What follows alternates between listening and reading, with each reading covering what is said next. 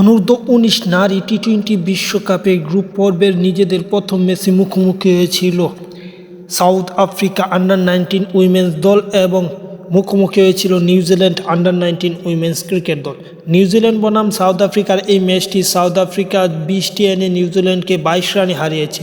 ম্যাচের প্রথমে ব্যাট করতে নেমলে 11 ওভার খেলে 7 উইকেট হারিয়ে 91 রান সংগ্রহ করলে বৃষ্টি শুরু হয় এবং সাউথ আফ্রিকার এই 91 রান সংগ্রহের পর ব্যাটিংয়ে নামে নিউজিল্যান্ড এবং নিউজিল্যান্ডের দরকার ছিল 11 ওভারে 92 রান এবং নিউজিল্যান্ড নির্ধারিত 11 ওভার ব্যাটিং করে ফেলে। বৃষ্টির কারণে খেলাটি 20 ওভারে হয়নি এবং 11 ওভার ব্যাটিং করে 5 উইকেট হারিয়ে 69 রান করে, তাই 22 রানের পরাজয় নিয়ে বিশ্বকাপ মিশন শুরু করলো নিউজিল্যান্ড অনূর্ধ্ব-19 নারী ক্রিকেট দল এবং বাংলাদেশ এই বিশ্বকাপে প্রথম ম্যাচ নেপালকে হারিয়েছে। যাই হোক, খেলার আপডেট পেতে চ্যানেল সাবস্ক্রাইব করুন।